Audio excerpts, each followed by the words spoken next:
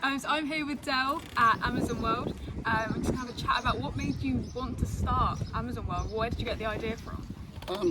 The idea really came from the fact that I own a conservatory site on the island, and my wife was still at home because of all my animals and birds, my private collection. So she said to me, "This is ridiculous. Boys are now off hand, and we're apart because I've got to feed and look after the birds and animals." So I said, "Well, give me a couple of weeks."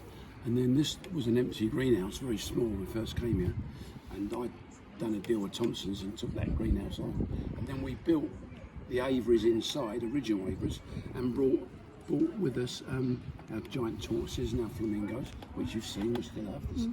And that's really how Amazon started. And then it just started by accident, really. Yeah. It was never designed to be a zoo.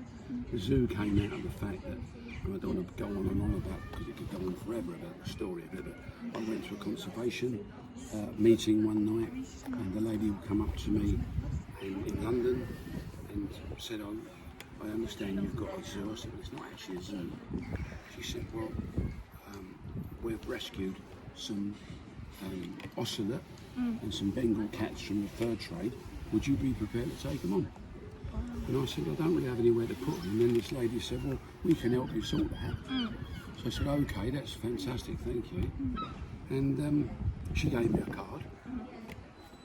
And she said, "Give me a ring on Wednesday." There was no mobile phones in them days. And I gave her a ring, and she was Linda McCartney, Paul McCartney from the Beatles' wife. Wow. And our relationship got going on Yeah. because of animals. So we brought the Bengals in, the ocelot, then she got us some spider monkeys from somewhere. So that's how really the zoo was born. We've been here now for this year, 38th year. So that's, and obviously when we first started it was just a small greenhouse. And now we've got about 2 acres under glass. And the whole site's about 8 acres. And then obviously we built the soft play, which you've seen, the animal themed. And then the facade we built 30 years ago. And then I adopted that plane, which was planed in. So it's just grown and grown.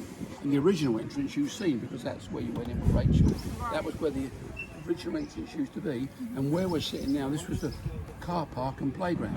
We had picnic goats walking about, stuff like that. So it's really evolved from there. So what are your plans for the future? Is there anything in the works or anything you'd like to do? Yeah, I'd like to carry on. I'd like it to carry on. We've got lots of ideas of new animals and lots of new cages and new areas we want to work on. Obviously it's all subject to the climate it is today. But we've got the best team on the planet, got the best staff.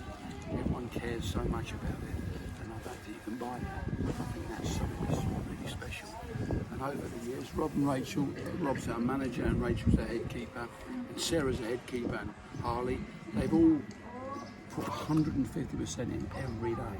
And that's why I think I'm still here. And for that reason, I want to carry on doing it. You've got a lot of volunteers that like to help out. Yeah, volunteers. And the island's very good to us, you know, in the COVID times, but we used to bring down fruit and stuff to help us out. And all these things are very special.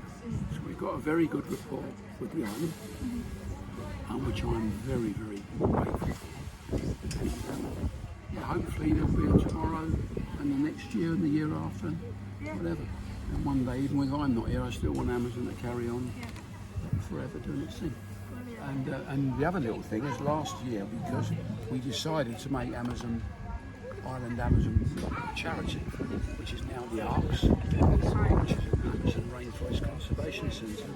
So the ARCS basically is all about conservation and us breeding animals and putting them. We're members of the BIASA, the British Zoo Federation, and EASA, the European Federation.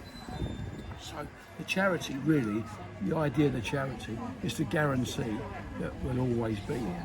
ARCS will be here and Amazon's here anyway, with a cafe and a gift shop. So it's really done well, and I think the ARCS is very important to keep small zoos like us alive and going.